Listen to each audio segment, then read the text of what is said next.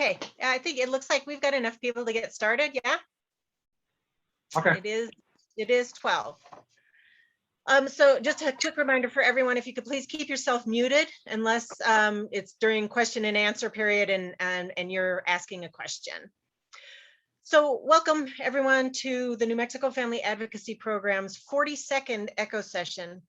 NMFAP is a model of respondent parent representation being implemented in the 13th and 2nd Judicial Districts and soon the 11th Judicial District that utilizes interdisciplinary teams of lawyers, social workers, and parent mentors working effectively together to provide quality representation and the advocacy and support families need for reunification or other preferred outcomes in the child welfare system. I'm Leslie Jones. I'm one of the lead attorneys for NMFAP. We also have with us today for IT support, Jen, you want to announce yourself, introduce yourself? Hey everybody, I'm Jennifer Vieira. I work with the NMFAP, here to help you with any technical issues, and just a reminder to press *6 if you're on the phone, to mute and unmute if you need to talk. And also, if you are on the phone, just make sure that you identify yourself. You can either email us later at nmfap@gmail.com, or you can, and I don't know if you can text this in through your phone, but sometimes you can through the chat. Just text who you are and the phone number you're calling in on. Thank you. Thanks, Jen. So yeah, again, so that we know who's with us today, please enter your name and email address in the chat. We are also asking that you please fill out the post-session survey, which is an integral part of our program's data collection efforts under the federal grant. The survey will only take a few minutes of your time. Corey will post the link to the survey in the chat box, and we'll post it again later, but thank you in advance for your feedback. It's really very important and helpful to us. Also today, 1.2 general continuing legal education credits will be offered to participating attorneys by our sponsor, the Corinne Wolf Center for Child and Family Justice. The CLE form can be found at the NMFAP ECHO Resource Library, and Jen will post the link to that resource library in the chat. That is also where you'll find materials from this and other ECHO sessions, NMFAP ECHO sessions. Okay, so today's topic is basic ICWA and quality representation, and our presenters are Brian Ray and Bette Fleishman. Brian Ray is a 2016 graduate of UNM School of Law. He is in private practice with a primary focus on child and family welfare in the 1st and 2nd Judicial Districts, including the newly established ICWA Court in the 2nd Judicial District. Brian represents parents, guardians, custodians, grandparents, youth, and children with a focus on trauma-informed, family-centered practices. His practice maintains a firm belief that meeting the legal, emotional, and psychological needs of families often ensures that the best interests of all children within the child and family welfare system are protected. Brian is originally from Las Vegas, New Mexico, has biological ties to the Pueblo of Laguna, and is the father of 2 children under 5 years old, all of which inform his work. His training and experience in alternative dispute resolution rounds out his practice. Mr. Ray also offers legal assistance with kinship guardianships, adoptions, wills, and a variety of other matters. Bette Fleishman, JD MA CWLS, is the Executive Director at Pegasis Legal Services for Children. She provides legal representation as a youth attorney and guardian ad litem to children in the child welfare system, and is a team member of the ICWA Court in the 2nd Judicial District. She's also served as a respondent attorney representing parents in the child welfare system. She is a commissioner on the Children's Court Improvement Commission. Prior to becoming an attorney, she was a licensed behavioral health practitioner and the executive director of the Rape Crisis Center of Central New Mexico. So welcome to Brian and Bette. Our learning objectives very quickly for today. Participants will have a basic understanding of whether or not jurisdiction over an Indian child is properly in the state court, the ICWA requirements for removal of an Indian child from their family, including emergency removal, and the possible benefits and drawbacks for a parent or child client of a finding that ICWA applies to their abuse neglect case. Participants will learn when the testimony of a qualified expert witness or QEW is required in an ICWA case, what training and or expertise is required for someone to be a QEW, what the QEW must find in order for the Indian child to continue in department custody, and several bases for challenging an unfavorable QEW opinion. Participants will learn the basic distinctions between reasonable efforts and active efforts according to ICWA regulations and case law, and one or two techniques. You need everybody to mute. Sorry. And one or two techniques for effective advocacy to secure additional efforts by the department to assist the parents or guardians of an Indian child. Participants will learn about the factors to consider when determining whether an Indian child's placement meets the placement preferences of ICWA, and several factors to consider in challenging or requesting a change in placement. So thank you very much. And I will turn it now over to Brian and Betty. Thank you, Leslie, and good afternoon, everyone, or depending on if you're watching this on a pre-recorded session, good morning, good evening, or good night. My name is Brian, and today, as Leslie introduced, Betty and myself will be presenting on the Indian Child Welfare Act, otherwise known as ICWA, Quality Representation, the Basics, and Beyond. I believe we've only got about an hour to present all this material to you, so let's dive right in. I'm going to be sharing my screen here in just a second. All right, so starting off with a very basic question that many of us might answer as we're going through one of these cases. Why exactly are we here? Well, a simple review of the statute 32A1-3 would tell us that the state of New Mexico has a compelling interest in the health, welfare, and well-being of its children, of its future generations. We can see that through this act here that says that it's to provide for the care, protection, wholesome mental and physical development of children. That's really what we're focused on here when we're working with these families. It's a compelling state interest that the state has, and that's what we're here to look after is the well-being of children, health and welfare of their families, and to ensure that their health and safety is the paramount concern. Moving on to another very basic question would be exactly who are our clients when we're working in this sort of system? Another simple read would tell us that this is children, youths, and caregivers plus, because this is who we're typically looking at, that we're providing representation to within this system, depending on if you are a GAL, youth attorney, respondents counsel, or if you're working in the capacity of a family advocacy worker or otherwise. These are the individuals that we're working with. Now, you may notice that I've got a plus symbol next to the word caregivers. Now, why do I have that? One of the things that you may see is it's with regard to the indigenous roots aspect that we'll get to in just a moment.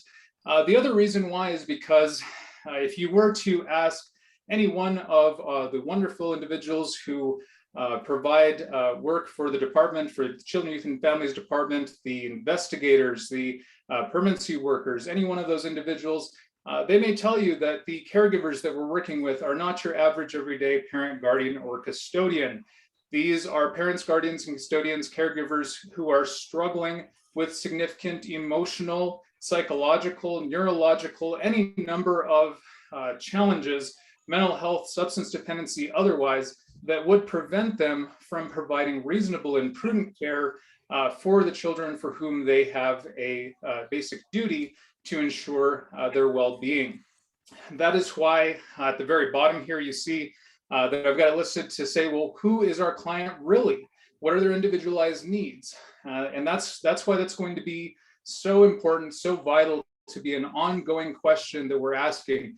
Who is our client really? Because when we're working with families who are struggling in these kinds of situations, these are the questions that really matter in order to be able to provide effective, meaningful treatment in order to make sure that the kids are provided with reasonable and prudent care that works to meet the goals that were previously stated in the last slide.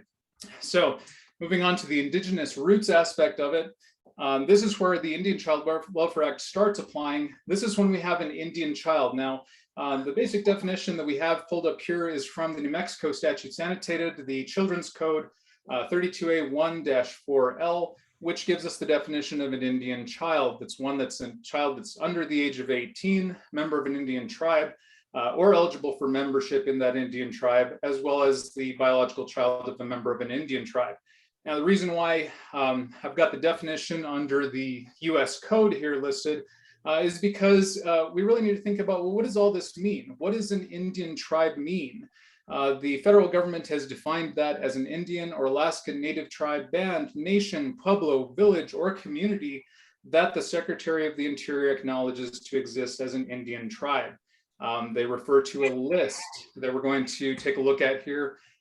This is just a snapshot of this list that is maintained by the Bureau of Indian Affairs that lists out all of the different tribes that are federally recognized who are going to be receiving or who are eligible to receive the protections of the Indian Child Welfare Act when it applies. Excuse me. This is why it's important for individuals like Deb Holland, any other people who work in the Department of the Interior to make sure that this list is accurately updated and maintained, to make sure that these Indian tribes are being afforded the protections that are owed to them under the Indian Child Welfare Act. Moving on to exactly why this is happening, a good case that really lays this out is the 1800s case of Worcester v. Georgia. Now, what exactly is Worcester v. Georgia? Well, it involves this dapper gentleman here, Mr. Samuel A. Worcester. Mr. Worcester back in the 1800s was, for lack of a better term, a traveling Bible salesman. He was also considered to be a missionary for the federal government, as well as in some circles known as a professional rabble-rouser. The reason why I say this is because Mr. Worcester, back in the 1800s, 1830s, was going around with his band of missionaries. He had this group of missionaries who were located in the state of Georgia, who were traveling onto the Cherokee territory that was also located near the boundaries of the state of Georgia. And why this is important is because Mr. Worcester and his band of missionaries, his band of rabble-rousers, they were going around not only preaching the word of their God to the Cherokee people, this was also with the Cherokee Nation's consent.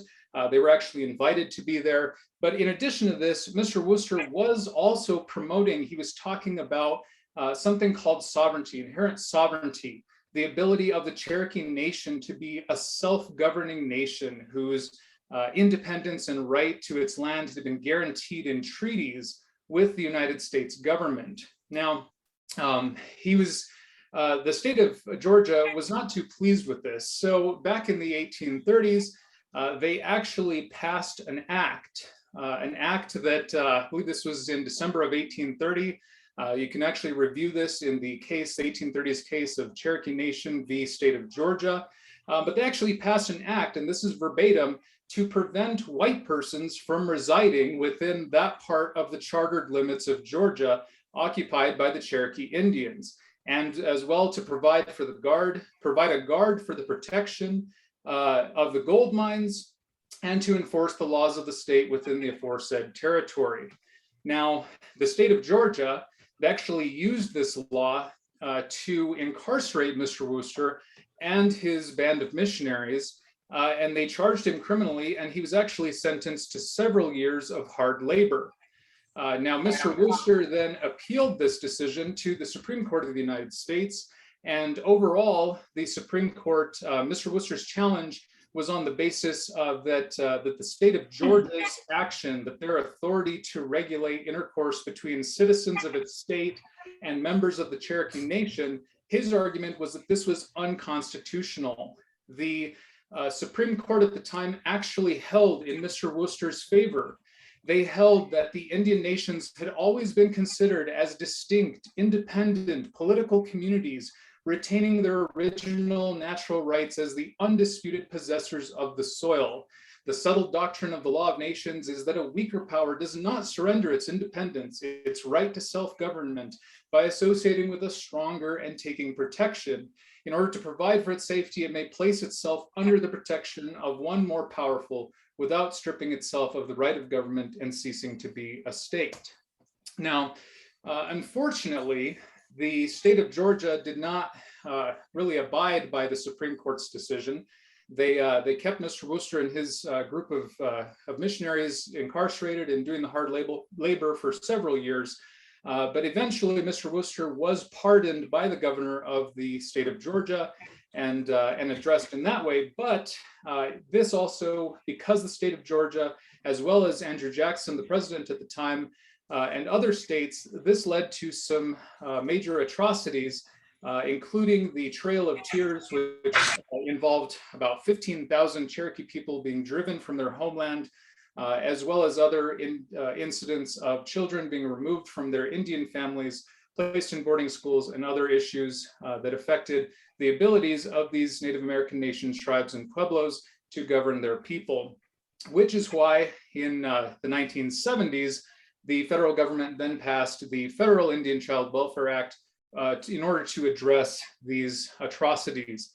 That's when we move into the section about when ICWA actually applies, what's happening here.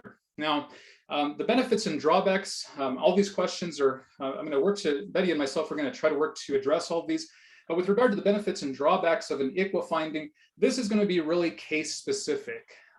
It's not going to be a simple answer of, one thing fits all.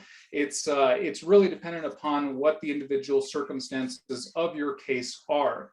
So there may be benefits to having all these protections in place. There may be drawbacks to having all these benefits in place, which I'll talk about what those are in just a moment. But again, it's going to be dependent upon what the individual circumstances are of your specific case.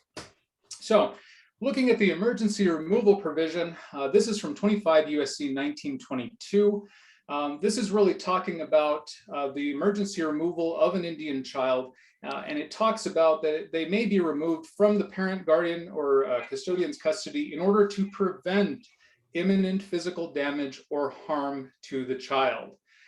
We have a very similar provision within our own state statute. It's not necessarily applicable to ICWA. It's actually, let me rephrase that, it's actually applicable to all cases, but that's found under 32A 4-6, which I'm not going to go through the whole thing, but it essentially, in essence, talks about how law enforcement officers, as well as medical personnel, may remove or detain a child from the parent, guardian, or custodian's legal custody.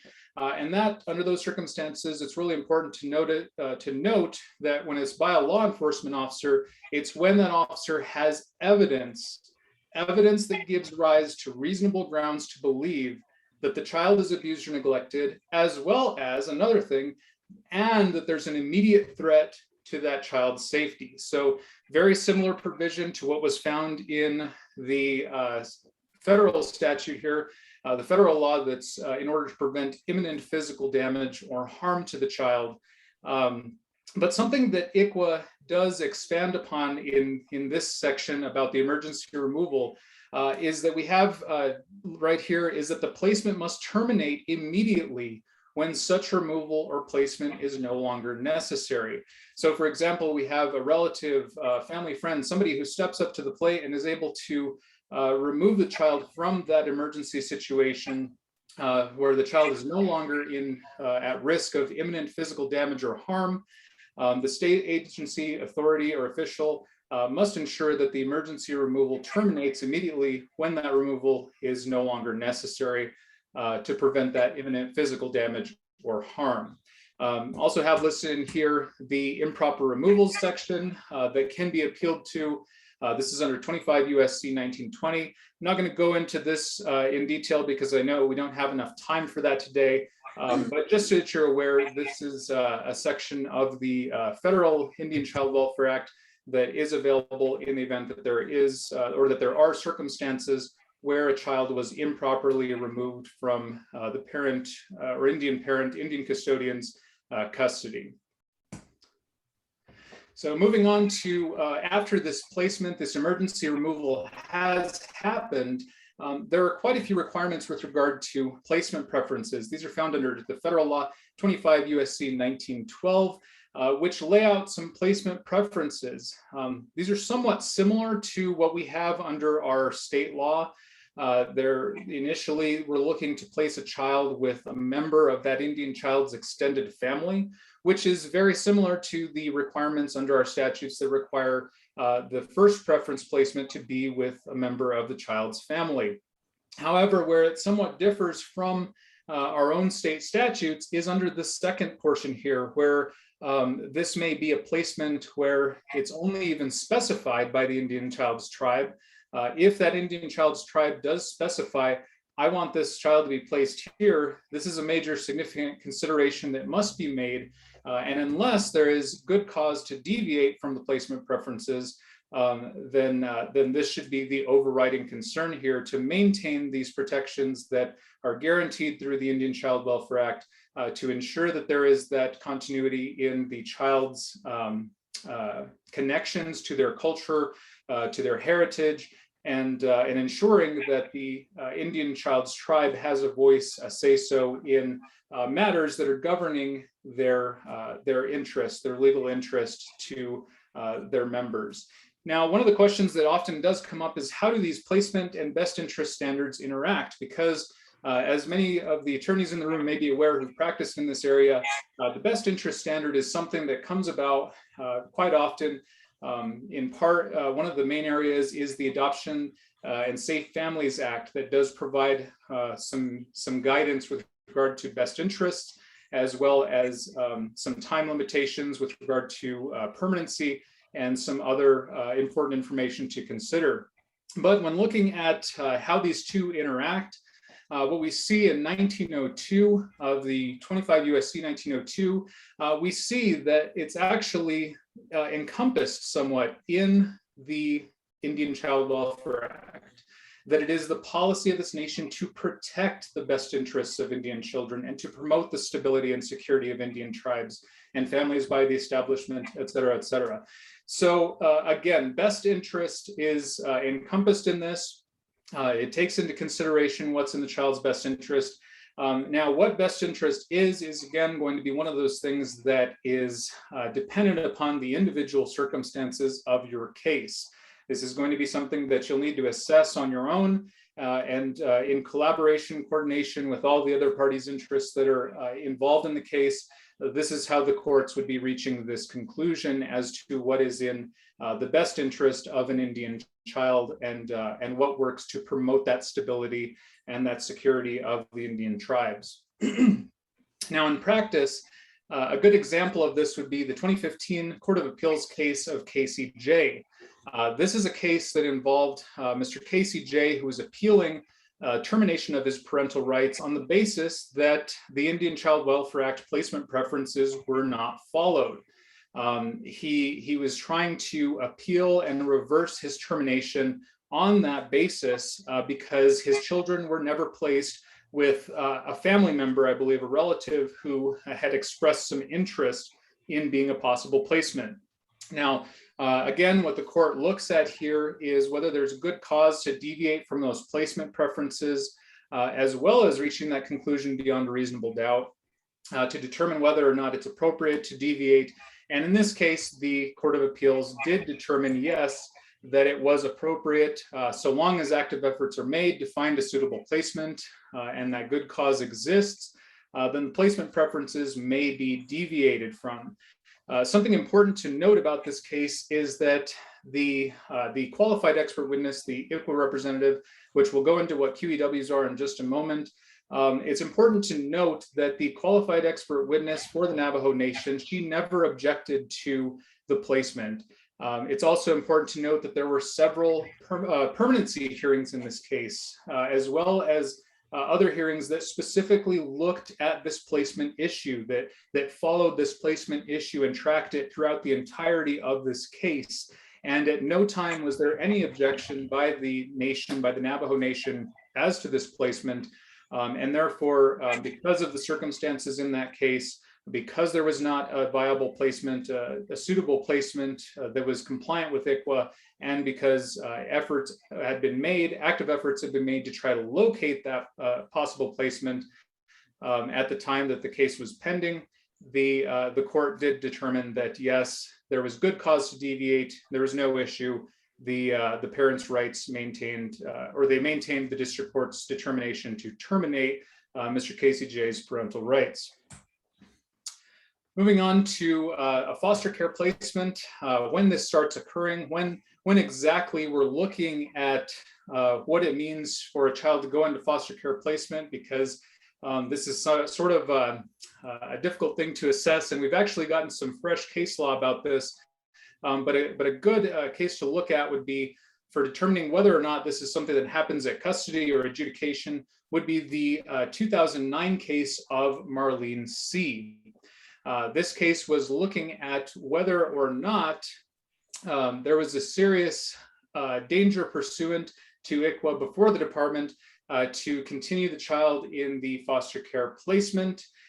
They were also looking at when this determination must be made, whether, because in this case, the mother in this case had actually stipulated to the foster care placement initially at the custody hearing, and then later on the court was looking at whether or not this was a determination that needed to be made for whether this foster care placement is occurring as early as custody or later on at the adjudication. Now, the 2009 Court of Appeals case did not totally address this. They kind of left it up in the air, and it was sort of unclear as to whether or not this determination as to what's defined as a foster care placement proceeding, whether that needs to happen at the earliest point possible or whether it's later on at adjudication.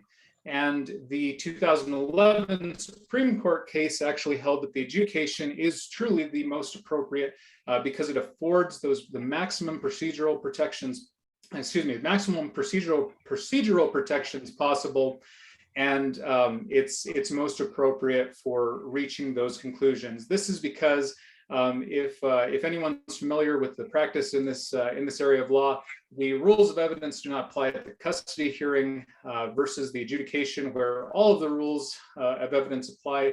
Procedural due process protections are in place, and this is why the Court of Appeals is determining that a foster care placement is actually going to be determined at the time of adjudication. That's when it's most appropriate.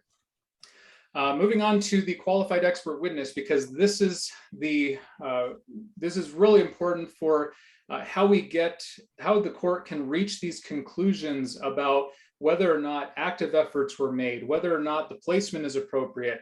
All of these different things, these are from 25 USC 1912.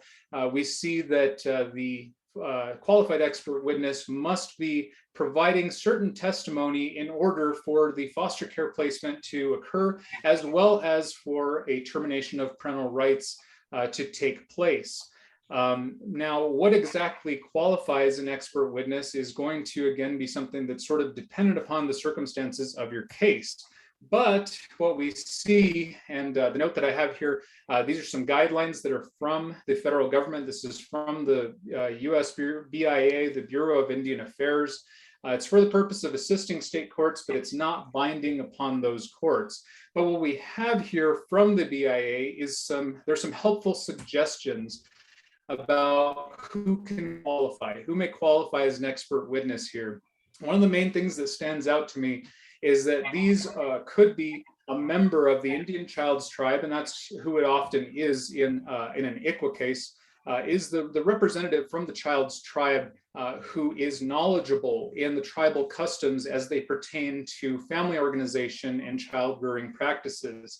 Because again, as we remember from the discussion with Worcester v. Georgia, these are separate sovereign entities. These are self-governing entities. These Native American nation tribes and pueblos are sovereign governments who have a vested interest in the upbringing of their children, and who may have differences of opinion or differences when it comes to those child rearing practices. And so it's really important to ensure that we have a qualified expert witness who is knowledgeable and able to give that sort of testimony to the court when it's necessary and appropriate, in order to make these, to reach these vital legal conclusions as to whether or not a child needs to be placed into a foster care placement, whether they need to enter into that, as well as whether or not the legal interest between the Indian parent and child, whether that needs to be maintained or severed. There are several other considerations that courts may make when looking at what is whether this witness is a qualified expert witness under the meaning of the Indian Child Welfare Act. These can be found under the Federal Register. Now, going on to some practice tips.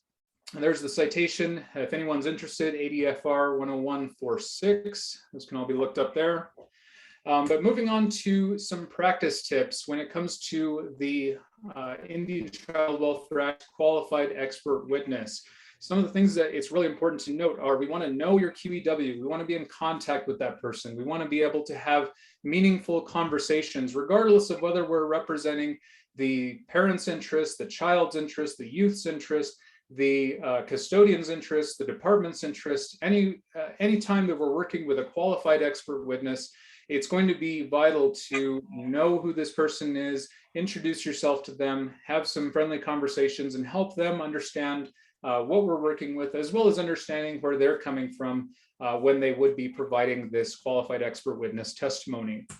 Another area that kind of coincides with that is ensuring that our qualified expert witness is well informed. Sometimes, as was similarly to the case of Worcester v. Georgia, the Native American nation, tribe, or Pueblo may not be the ICWA representative, or the QEW may not be an attorney. They may not be familiar with the law. They may not be aware of what they can do, what authority they have. We hope that they may be able to have an understanding of that, but we want to make sure that they're well informed, that they're able to give the testimony that needs to be given, and that it complies with the federal law.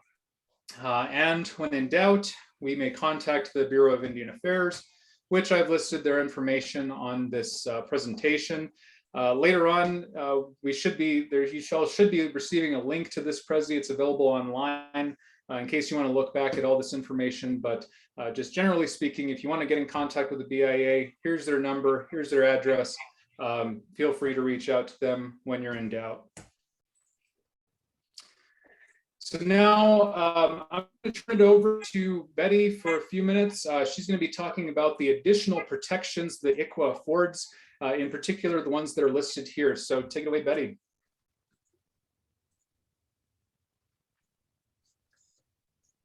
Was on mute. Thank you. So I guess the first question in terms of additional protections is, how do you know? The language says, there's a reason to know it's an Indian child. So ICWA applies, as Brian said, to the federal recognized tribes, and there are 573. So this is not just tribes in New Mexico, which most of you probably know we have 23 tribes and Pueblos, and we've actually seen that in ICWA court. We've had, tribes from Nebraska and all over. So it's really first and foremost with, the very initial contact that the state has to ask those questions, ask the parents if they know of any heritage, and that's really a starting point. But there's certainly more to do. And ultimately the tribe or the Pueblo makes the decision of if it's an Indian child. It is their tribe, it is their sovereignty, and they make the decision. And as Brian mentioned, it's really about tribal survival, and kind of reversing the absolute harm that was done during the boarding schools. And we've seen more of that recently in terms of, these graves that are found of children who were just buried in these schools. So it's about the child's protective, being kept in their culture, but also the tribe's survival overall. So with that, so there's extra protections, as we said. The first is jurisdiction. First and foremost is that it acknowledges that, every tribe and every Pueblo is an inherent sovereign nation to themselves, and they have a right to do that. So whether the children, the family are living on the Pueblo or tribe or off the Pueblo, they can have jurisdiction. And once a case comes, CYP, brings the case, it comes to state custody. Actually, the default position is that the case will get transferred to the tribal court. Now, in practice, it doesn't happen very rarely, but it's an option and it's an absolute right, unless the parents object or the tribes decline. And in my experience, the tribes want to be partners. They enjoy the partnership with the state. but they really don't have the resources, and the state brings extra resources, but that is their absolute jurisdiction at any time to take over the case. They also have an absolute right for the tribe to intervene at any point of the proceedings. And I know one of the pueblos does that routinely. Case opens, they make a decision to leave it in state court. And these days it'll be in ICWA court, which we'll talk a little bit more about later. And they intervene as formal parties. That is an absolute protection for the ICWA cases. And of course, there's full faith and credit for any decisions that are made. There's additional due process protections. One that is interesting, it doesn't affect New Mexico, but if it is determined that it's an Indian child, the parents will by law be given an attorney. Now in New Mexico, all the parents get an attorney anyway, so that's not an issue, as do the children and the youth. But as most of you probably know, that's not true in every state. I think there's maybe 20-ish states that don't automatically provide an attorney in these proceedings. So if it's an ICWA case, the parents will by law be assigned an attorney. Another really important one is notice to the tribes. And we're hoping that notice means more than just sending them, it's got to be by certified mail, and you get the green card back and you can show the court, yes, we gave notice to the tribes. ICWA court really wants more than just notice, but total involvement from the tribes in the cases. There is research done that if the tribes, the representative is in court from the very beginning, it is literally 3 or 4 months of quicker reunification. So first and foremost, notice to the tribe. The notice goes to, typically it says to the tribe. So typically it goes to the ICWA worker. And like with the qualified expert witness that Brian showed you, that if you don't know who to send it to, you can go to the BIA and there will be an identified person who is there to receive the notice. Usually it's an ICWA worker. Some of the, like Navajo has a whole ICWA offices, and they receive it. And with what we've been doing in ICWA court, it's the expectation is more, as I said, than just delivering it. It's calling them, it's making sure they know about the court hearing, it's encouraging them to come, make sure they have these days Zoom contact. And the notice has to be really meaningful. In addition to being, certified, it has to the child's name, the child's birth date, place of birth, the potential tribe, and sometimes there can be several tribes. The mom could be from one tribe, dad could be from another. Sometimes you'll get 2 or 3 tribes they list out, so it has to go everywhere. And also included in that notice, ideally, it would include other family members, clan members, grandparents, and other relations. And in addition to the notice goes a copy of the petition and the affidavit, and absolutely notice of the hearings and how to participate in that.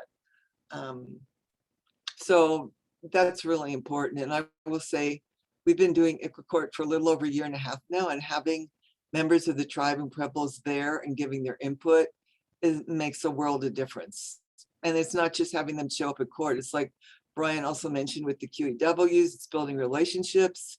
Part of the services that's really built in is that there'd be, the treatment plan, besides kind of the normal stuff, assessments and substance abuse, is appropriate cultural competence, and what does each family need, and each tribe and pueblo is different. So our job is to learn about that. What Navajos might be important when the ceremony when the baby first smiles, as opposed to it is done in Isleta. So it varies absolutely. And I will say it was right when ICWA court started. 2 months later was when the COVID really hit. So making sure that notice happened to all the tribes was a little challenging, because like my very first ICWA case, the dad's tribe was in Nebraska, and they just shut down. No voicemail, no nothing, because everyone was staying home. But persevered, and everyone got the appropriate notice. Level of efforts, active efforts. And I think Brian's going to talk about this a little more, but it really is an absolute, and there has to be finding of active efforts. Active efforts is not, there isn't a checklist, there's guidance, there's 11 different factors to consider, but it's one of those things you get a sense, you kind of know it.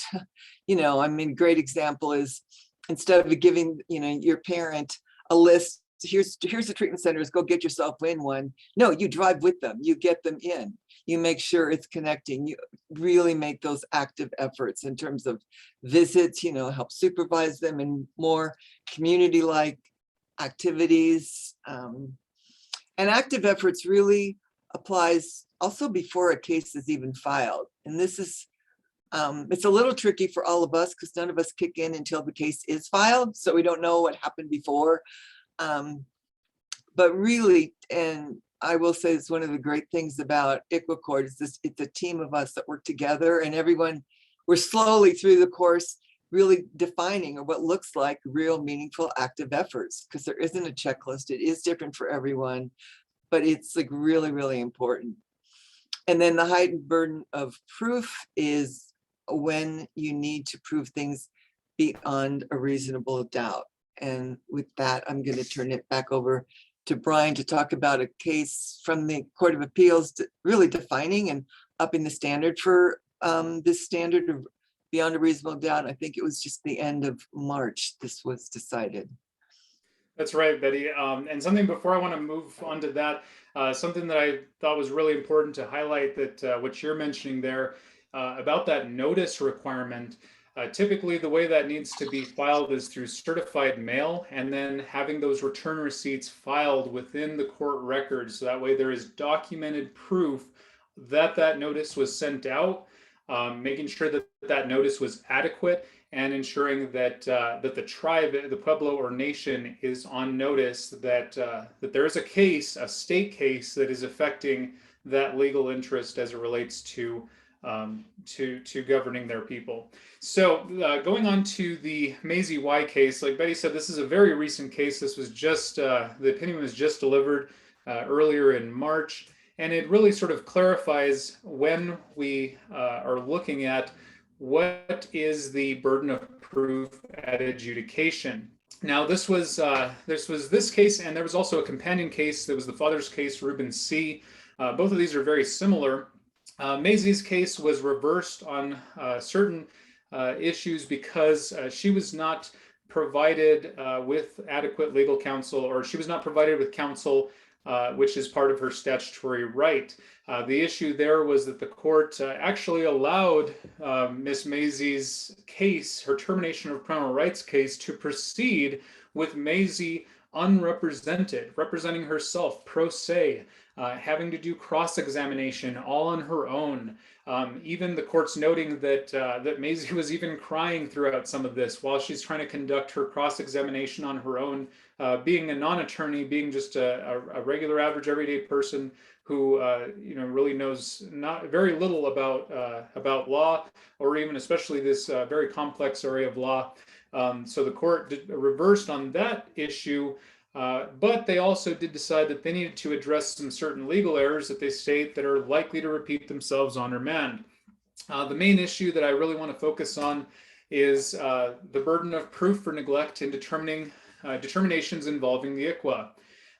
As the court talked about here, the burden of proof, I mean, it's under the New Mexico law that that the termination needs to be supported beyond a reasonable doubt. So we've got the same level of protection as you would in a criminal matter here, where it's rising to the level of beyond reasonable doubt, and that is the protection for the termination of parental rights to be determined. But also, the court was looking at, in this case, whether or not the judicial notice of a prior adjudication of abuse or neglect, which in this case I believe Maisie had stipulated to, and the court took judicial notice of that, whether or not that was sufficient to satisfy that higher burden of proof, that reasonable doubt standard, in order to support the termination of parental rights that the department was seeking to effect here. Ultimately, the Court of Appeals determined that no, the court did it wrong here Unfortunately, the adjudication of abuse or neglect, when we're looking at a termination of parental rights, that has to be proven as well beyond reasonable doubt. And so therefore, they've created this new standard where the adjudication essentially must also be proven beyond reasonable doubt in certain situations, because we are looking, in order, if there's a need to terminate parental rights in the future, that would also need to be proven beyond reasonable doubt. So it's cleaner, essentially, the court, I'm believing, is to just adjudicate, make the determinations beyond a reasonable doubt, same standard. That way there are no tricky issues like this arising later. The court also looked at whether active efforts must be proven beyond reasonable doubt. And the court did determine that yes, that determination of active efforts, it's very clearly mandated by the Indian Child Welfare Act, as well as our own state statutes, 32A 429I, that this higher burden of proof, this beyond reasonable doubt standard, must be applied to those findings for determining whether or not active efforts were afforded to the family in working to address the causes and conditions that brought the children into custody in the first place. So with that, we're going to move on to the difference between active and reasonable efforts. Question I like to ask is there really a difference here between what's reasonable and what's active? And the case that I want to really look at in this one is not actually an ICWA case. It's the 2018 Supreme Court case of Keon H. Now, for those who are unfamiliar with Keon H, this was a case where Mr. Keon was incarcerated throughout the majority of the life of this proceeding, this child welfare proceeding. And the court was looking at whether or not the efforts that were afforded to Keon by the department, whether those were reasonable under the circumstances. Now, the Court of Appeals the Supreme Court did ultimately affirm and maintain the termination of Keon's parental rights, finding that the efforts afforded under this case, they were not necessarily reasonable, but under the circumstances, considering the parents' recalcitrant behavior, that the determination was the correct one. Really, what I want to focus on, though, for this case is what the Court of Appeals described in this section. The majority talks about a distinction between passive efforts and active efforts. Talk about how passive efforts are where a plan is drawn up and the client must develop his or her own resources towards bringing it to fruition, whereas active efforts is where the state permanency planning worker takes the client through the steps of the plan rather than requiring that the plan be performed on its own. So it's really important that this case really highlights what the difference is between passive and active efforts, meaning that those active efforts are really taking the parent through the plan as opposed to just expecting them to do it on their own. However, the reason why I really say is there a difference here is because when we look at Justice Vihill's special concurrence that's at the end of this lengthy Keon H case, she talks about how what we really need to be considering in determining the reasonableness of the efforts is the level of cooperation demonstrated by the parent, their recalcitrance of the problems that render the parent unable to provide adequate parenting, as well as requiring the department to provide the parent with, with a reasonable and appropriate level of support under the individual circumstances. So the question is really, I mean, what's reasonable? It's something that varies by each individual case, by the necessity of what the parents are in need of, what the children are in need of, what's reasonable, what's an appropriate level of support. I believe sometimes may look like active efforts, depending on what the level of need is. If we're working with a family where we have some significant neurological disorders, or otherwise, something that's really hindering this parent's ability to provide care, not only for their children, but even care for themselves, what's reasonable in that case may be totally different than what's reasonable in another case where the level of need is not as significant. So again, I mean, is there a difference? I think the court's pretty clear in Keon H that, you know, at least active efforts are very different from passive efforts. that it requires the permanency planning worker taking the client through those steps. But again, that may be what's reasonable and appropriate in a certain case, even if it's not ICWA applying, but at least especially in ICWA, we're having to have the active efforts. That's why it's sometimes referred to as the gold standard of child welfare. This is why this is what active efforts really sort of looks like. Now, the BIA has also provided some information, some guidance on figuring out what these active efforts look like in practice. They've created this handy PDF here that they've generated from 25 CFR 23.2 and 23.120 that talks about what active efforts are. And the point that I really believe needs to be highlighted is that active efforts are affirmative, active, thorough, and timely efforts intended primarily to maintain or reunite an Indian child with his or her family. Now, again, this is something that's non-binding, kind of like the other requirement or the other information with regard to qualified expert witnesses. This is non-binding, but these are what active efforts may include. Go back for a second. This PDF on the right side here talks about some of the different areas of consideration that we may have, including supporting regular visitation with parents or Indian custodians in the most natural setting possible. This, I believe, is something that not only with ICWA cases, we should be striving for in all cases in order to work towards more positive outcomes for our children and families. The most natural setting possible. What does that look like? I mean, that may be a park, that may be at a relative's home. Who knows? It may be even at a church. I've seen that situation before in certain situations, certain circumstances. But what is the most natural setting possible? That's going to vary based on the individual circumstances of your case. Something else that's important to note that the BIA suggests might be really helpful in determining whether active efforts are being applied. It's to identify appropriate services. This is in number 2 up here that I'm looking at, identifying appropriate services and helping the parents to overcome barriers, including actively assisting the parent in obtaining such services. So that goes back to what the Court of Appeals was, the Supreme Court was holding in Key on H, where they're talking about the permanency planning worker taking the parent through the steps of a case. That's where we're looking at what is active. How do we take that parent through these steps, and how do we figure out what we can do to best support them? Well, that's going to be looking at what are those barriers, what challenges or are the parents, guardians, caregivers, what are those caregivers struggling with that need to be overcome?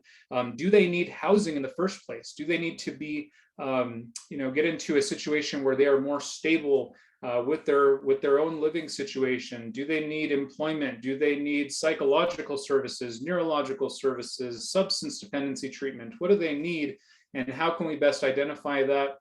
It's really important to make sure that we're looking at what are those barriers, trying to understand them as best as we can, and then working to meet those needs. Now, I think I need to break for a moment. I think Leslie was mentioning earlier that we needed to take a moment to step back for a second and talk about something else. Thanks, Brandon. Yeah, just a real quick, for those of you who need to leave at 1 o'clock and can't stay through the end, just a reminder to please complete the post-session survey. That are really important for our programs, data collection efforts. The link will be in the chat. Jen, if you can put that back in the chat, that would be great. And also that if you are wanting continuing legal education credit provided through Corinne Wolf, then that form will also be in our resource library, as well as the materials from this session. So that's it. And we then now have until 1:15. Thanks. Thank you, Leslie. So again, going back to what these active efforts really look like, another important part, and I think this is kind of similar to what we have in our own state statutes with regard to all child protective services cases. This is number 6, taking steps to keep siblings together whenever possible. This is really vital in cases when we have sibling groups, to try to maintain them together whenever possible, because when kids are coming into custody, it can be a traumatic experience for all of them, and oftentimes sibling groups, maintaining those sibling connections are something that's going to be vital for ensuring the overall well-being of the children that are in custody.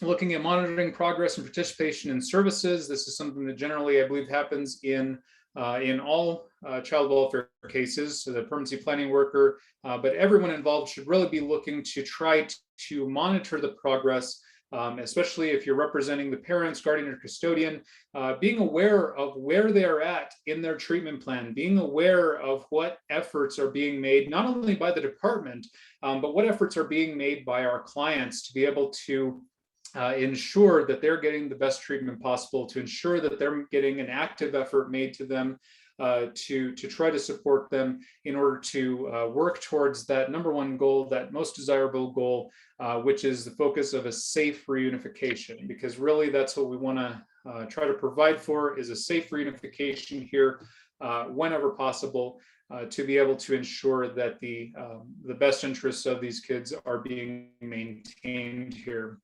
So this is all, you can look up all this stuff online. Like I said, the Prezi is going to be available to everyone here shortly. We'll be able to email that out. But again, there's some very helpful resources online, especially from the BIA, that help to identify what needs to be happening when it comes to practice.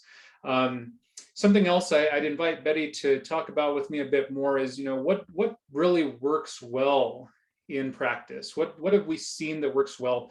And something that I know that works well oftentimes, again, that I think I mentioned before, is making sure that we're in contact when we have an ICWA case, making sure that we're in regular contact with that qualified expert witness, or if it's a different person, the ICWA representative from the Native American nation, tribe, or Pueblo, to making sure that they're well informed, making sure that they are aware of the interests that are at stake here, that are being affected by the state case, and making sure that the Native American nation, tribe, or Pueblo is up to date on the most recent information with regard to the federal law, state law, anything else, case law that may be affecting these cases, and being sure to try to include them as often as possible.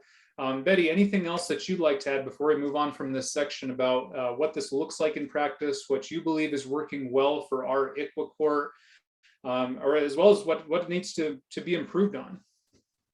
So thank you, Brian.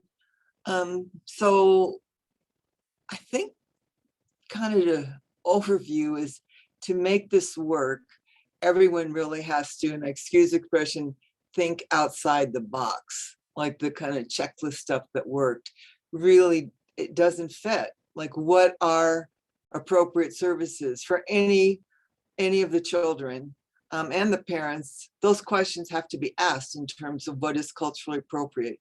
Even if, like, I've had some kids who are ICWA children and they don't really know their culture. So just because they don't know it doesn't mean we don't introduce it or make it an option, and it should be built in. Certainly they have a choice and we don't want to force something, but really adding that piece and really expanding our thinking in terms of who is the family, and usually, okay, mom gets X amount hours to visit dad, but what if there's other important relationships and clan members and extended families, and how do we incorporate all that in?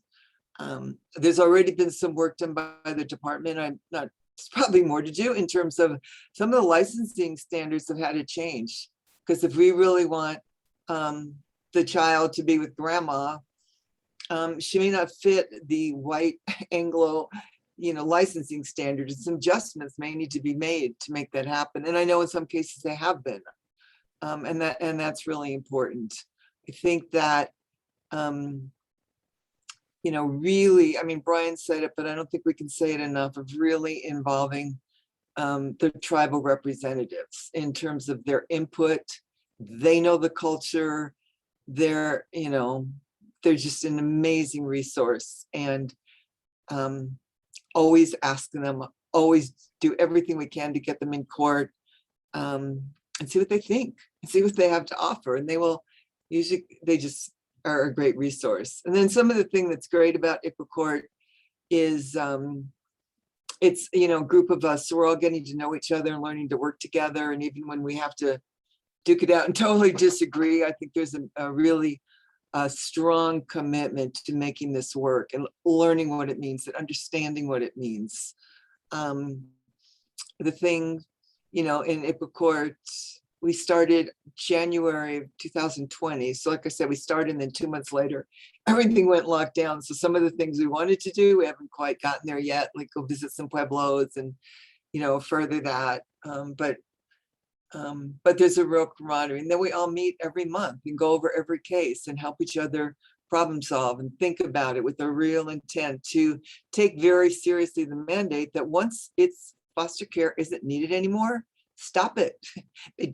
I think overall, I don't have statistics. Judge Begay probably does because she's brilliant at that. But you know how much quicker the cases are getting resolved and kids are going home and going on trial home visits and just having a shared agreement with that. So I think probably the biggest place for improvement is having, and ICWA Court has a designated judge, Judge Begay, a designated group of attorneys, and we all switch off between being the guardian ad litem youth attorney or the respondent attorney. So everyone else, you know, experience from all perspectives. And then there's a dedicated ICWA unit within the department, within CYFD, who would just take the ICWA cases and really work at that. I think one of the challenges has been that none of us kick in until a case is filed. So ideally, the ICWA unit and even some of us, if there's a way, can get involved before a case is filed, be it attorneys being allowed in the family-centered meetings or the investigators talking more with the ICWA team in terms of was really active efforts done. Because I know we've had a number of cases early on where with the lens of active efforts, it was clear that wasn't done and the cases got dismissed even before adjudication. So that was good, but maybe they didn't even have to get filed. So that's just something to keep working on and improving. And then really all of us who are part of that team to keep learning about different cultures, you know, keep remembering what got us here was literally thousands of children being yanked out of their homes against their will, all these values imposed on them, nothing to do with that. And many of them ending up dead in these boarding homes, and just kind of actively as we can, really advocate and keep building team and keep making it better for everybody. So there's just a few thoughts. We're only a year and a half into it, so we'll just keep improving and keep getting better at it. But I think the extra meetings, the extra commitments, I've seen a real difference in terms of resolving the cases sooner and just a real commitment to work together. I would agree with that, Betty.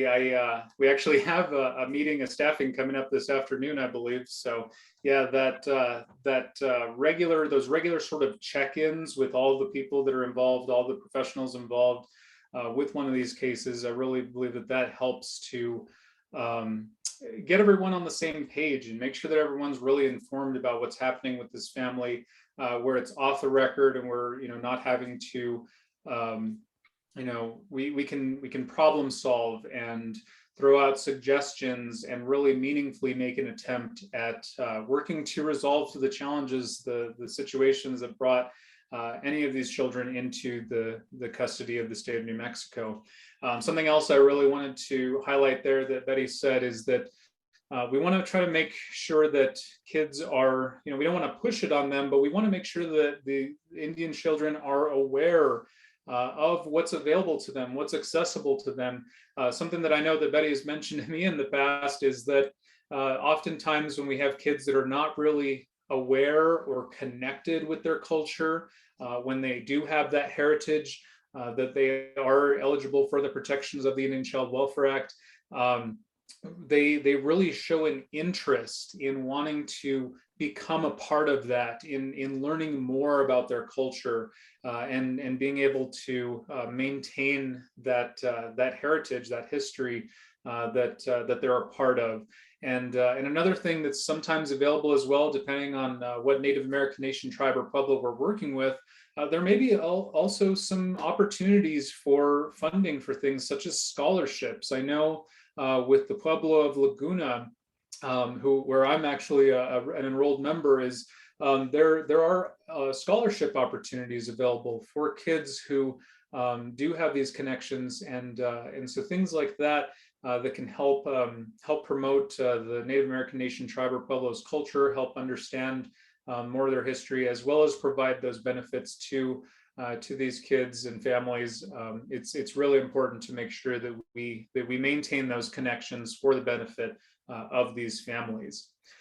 So we've got just a little bit of time left, about 10 minutes. I'm going to move forward to the last section that we've got here, some other considerations that I've just kind of put out here. Get to know your client by building understanding of your client's interests and goals. Again, this kind of goes back to what I said in the beginning about knowing who our client really is, understanding their interests and goals, especially if you're providing representation to parents, guardians, or custodians who are involved in these situations. Really getting to know your client, because their interests, they may say one thing one day and then those interests change significantly the next day. Just building that understanding, getting as much information about your client as possible is going to be vital for providing quality representation to them and to work towards meeting their goals and needs. It's also important to make sure that we're highlighting the importance of healthy decision-making, boundary setting, and the benefits of overcoming that generational trauma by considering modeling and giving examples. Sometimes we may have a client who, if we're representing a parent, guardian, or custodian who's struggling with emotional regulation challenges, substance dependency, or anything else, any kind of mind-altering substance that may affect their ability to interact with others in a meaningful, sociable way, it's important to try to model these healthy decision-making habits and boundary setting, especially when we have situations of domestic violence or control issues like that. So those sort of challenges, it's important that we make sure that we try to model all of that, so that way we can try to help these families make healthy decisions that are going to be beneficial to their families' overall outcomes. As well as the next thing that I have is striving to find a balance between Euro-American and indigenous cultural norms, because really there's kind of a lot of tension between what we're working with here in terms of having the Indian Child Welfare Act applying to our cases. And when we are looking at the Euro-American cultural norms, the sort of practices that are often utilized, we may have things such as psyche vals or neuropsych vals, things of that nature that are typically something that's from maybe a Euro-American origin. But and it may not be better or worse. It all kind of depends on the circumstances of your situation, but really it's about determining what are the family's individualized needs and what can best accommodate those needs. Maybe the family really needs a healing ceremony, a traditional healing ceremony, in order to be able to process and cope with the trauma or stress that they're enduring, teaching them how to build those healthy coping skills, build these habits that will help them work towards success. Can't quite recall why we had the second judicial ICWA court. I think we just wanted to make sure to highlight that point, that that these protections, these other considerations are being made, that we do have a specific court within our state now that is working to ensure that all of the protections are made. And hopefully we can eventually expand this into other areas of the state in order to be able to meet all of the needs of any of the Native American nation, tribes, or pueblos children who are the subject matter of these cases. But for now, we're limited only to the second judicial district. So with that, I thank you all, and feel free to ask any questions. We've got about 5 minutes, but we'll try to do our best to answer any that we can. And so Just Brian, rather briefly about ICWA Court. One of the reasons is, so I saw a question. So ICWA Court began, as I said, January of last year, and it started with just new cases. So any older ICWA cases were not, a few have been brought in later, but it really just started at that point. Any new cases from Albuquerque would be in ICWA Court. And then, as I said, there's a few where they've been going longer, and some attorney petitioned that they be brought into ICWA Court. And as a team, we've just said yes or no. And there's only, I believe, 6 or 7 other ICWA courts in the entire country. So it's actually really a big deal that New Mexico has one. And there's certainly a hope to raise the practice, because it should be the gold standard for everyone, and spread it throughout the state. And Leslie, I didn't mean to interrupt you. no, that's fine. That I just had wanted to take a look at the questions that were in the chat, and that was one of them. There were also a couple of questions that Jim Starzinski had. And Jim, if you want to ask those, I think they're kind of connected because they're about balancing the child's interests and the tribal interests. I don't think that I have anything more to add other than what's already in the question itself. I do think there's a possibility you could have individual and hopefully very rare circumstances in which a child would be better off, not rejoining her or his tribe after, a really careful consideration, et cetera. But I just I guess I just want to make sure that we understand. No, I don't mean that way. Sorry. I'm not saying this very articulately. I do think there could be hopefully rare circumstances when the interests of the child diverge from those of the tribe. And the child, I think, under In re Galt, always has to be considered to be, the best interest of the child always has to be primary. That's all.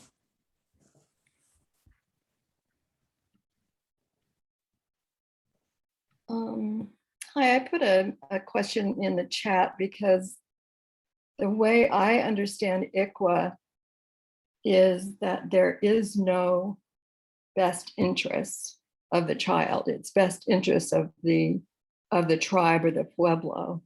Can you address the best interest argument? Cases, anything that comes up?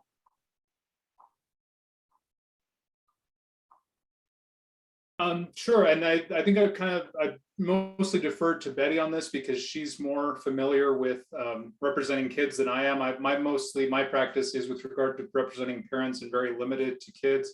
But again, I mean, we have to consider it's going to be something that's going to be considered with the individual circumstances of each case. And I would agree with Jim that there are circumstances, there may be times where those interests sort of are divergent. And again, it's going to be important to look at what are, how does the child relate to the tribe? How do they relate to their parents? What are their needs currently, where, with their placement, with their treatment, what sort of medical health needs are needing to be addressed. But again, it's always important to make sure that when the Indian Child Welfare Act applies, that we're at least exploring these possibilities of, is this something that is in the child's best interest to maintain those connections? Is it in the child's best interest to have those interests severed? That's with regard to termination of the parental rights. But again, it's really important to assess that on an ongoing basis with all of our cases to make sure that we're reaching the right conclusion for what truly is in each and every child's best interest. Right, and definitely every child is not going to be reunited. I mean, everyone still has, the children still have either a GAL or youth attorney. And of course, the state is moving towards a direct representation anyway, but I have a case right now, and baby became my client at 1 day old. And she's been with her aunt and uncle for over 1.5 years, and parents haven't showed up once. So obviously she's not going to be reunited. So you still have all those dynamics. It's just considering all of them. And ideally, if there's a good placement, if the children can't go back to their parents, they're in a relative home that is still attached to the pueblo or nation. But not always. I mean, you don't just return the kid just because it's a ICWA case, no matter what. I mean, you still have all those other issues. And that's why everyone's represented and all the points of view gets, balanced out appropriately. There was another question Marion Tyretter wanted to ask about the Mazie ruling. If you want to ask Yes. that question. Yes, ma'am. Does the Mazie 1 ruling, i.e. the one that was reported back in March, does that support, or is that ruling that at the adjudication disposition in an ICWA case, it has to be beyond a reasonable doubt?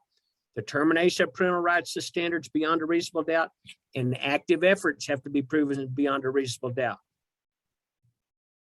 Yes, and this is a very, very new case, so I think we're all working to try to digest what exactly was happening here and what the what those conclusions of law are. But in essence, yes, that's really what it's heightening that burden of proof at the adjudicatory stage.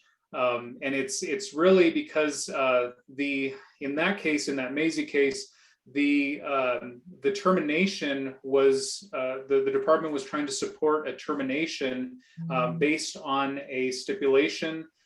Based on the prior adjudication, they were only asking the court to take judicial notice of the prior adjudication and arguing that supported proof beyond a reasonable doubt. Now, I'm not sure it may be able to be argued one way or the other because, I mean, a judicial finding by a court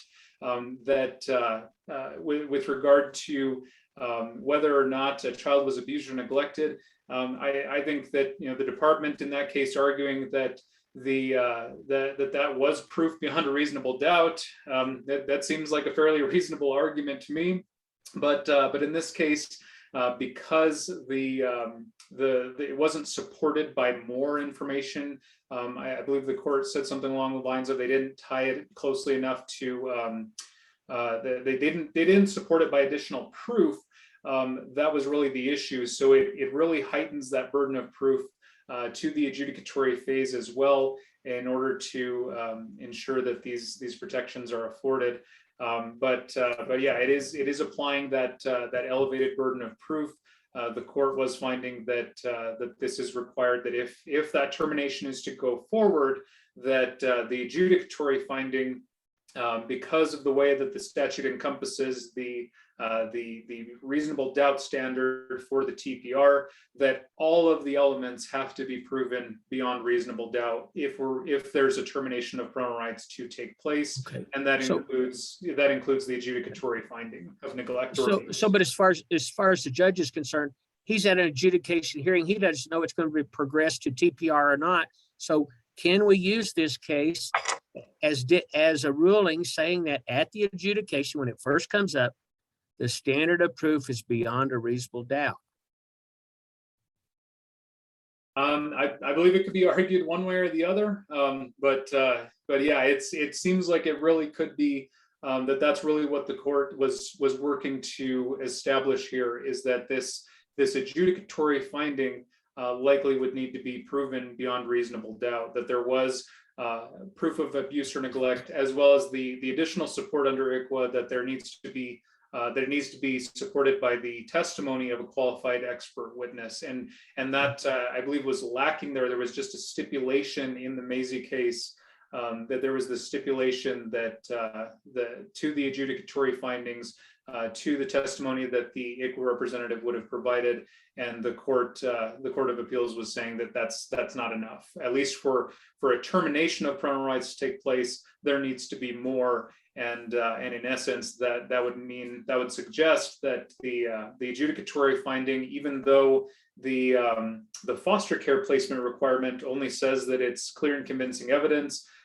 this seems to suggest that it's beyond reasonable doubt, that the adjudicatory findings need to be happening as well. But again, it may be something we may see another case later on that modifies that. And again, this is a very, very new case that only was issued in March. That we're still working to try to figure out how this applies to all the cases. So it may something different may happen later on, but for now, that's what we're sort of left with is Maisie Y as well as Reuben C, which were kind of companion cases. Just to Thank add you. on briefly, Sorry. yeah. Oh. Yeah, I'm sorry to interrupt, but we are past Oh, okay. time. It's such Okay. a great discussion. I wish that we could just keep going, but we really do need to finish. Thank you so much, Brian and Betty. This is wonderful, so informative. Obviously, we can tell by the number of people that are still around after the end and asking questions. So we really appreciate it. These materials will be in the resource library for you to access. And I'm sure that Brian and Betty are willing to be called or contacted for consultation if you have other questions. Just a reminder again to please complete the post-session survey. Hopefully, Jen, if you can put that again in the chat. It's really important. It should just take a couple of minutes for you to fill that out. Our next and also the if you're applying for continuing legal education credit, thanks to the Corinne Wolf Center, that also is in the resource library for NMFAP ECHO. Our next NMFAP ECHO session will be on September 14th, and the topic will be from foster parents to resource parents. I'm really looking forward to that as well. So thank you, everybody. Thank you so much, Brian and Betty. We really appreciate it. Thanks, everybody. Have a great day. Stay safe. Thank you. Thank you.